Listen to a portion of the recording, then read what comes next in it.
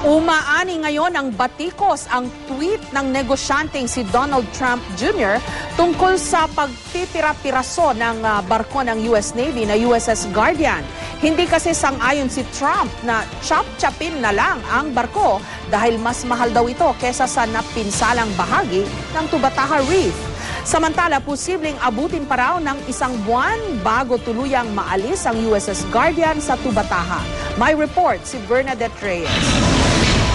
Ito ang P-3C Orion plane ng US Navy na nagsasurveillance sa Tubataha Reef mula nang sumadsa doon ang USS Guardian. Lumipad kami sa sakay nito para makita ng malapitan ng barko. Kahit pa 1,000 feet above sea level ang pinakamalapit na distansya namin, makapigil hininga ang ganda ng Tubataha Reef. Mula rito sa cockpit ng P-3C Orion, kitang-kita yung posisyon ng USS Guardian. Meron kasi silang mga nakadikit na camera dito sa kanilang aircraft at kitang-kita na malalakas yung hampas ng alon sa naturang barko. Gayunpaman, ayon sa US Navy, stable daw ang posisyon ng warship. Sa ngayon, unti-unti na rin sinasalvage ang barko. Unang tinatanggal ang mga laman nito tulad ng langis. The ship is very badly damaged, and we're continuing to assess it as we conduct salvage operations, removing additional material and awaiting the arrival of the crane in a few days. Inaprobahan ng Task Force Tubataha ang plano ng US Navy na chop-chapin ng USS Guardian.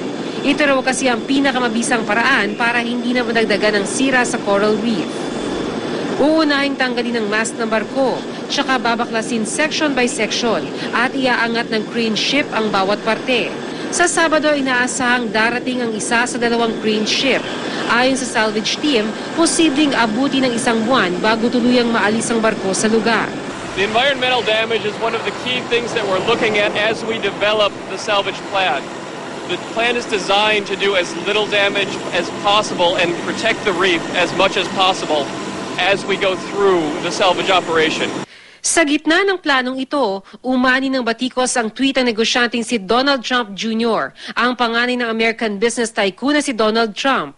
Hindi lang mga Pilipino, kundi maging ibang lahi na inis sa tweet ni Trump na istupido raw ang desisyong pagkatay sa USS Guardian para lang isalba ang Tubataha Reef. Nang tanungin siya kung mas mahalaga ba ang barko kaysa corals, mas importante raw ang halos $300,000 na barko kaysa sa napinsalang bahagi ng Tubataha. Ang Malacanang ayaw ng patulan ng negosyante. That kid is not a policymaker, so we don't have to respond to each and every comment. Bernadette Reyes, GMA News.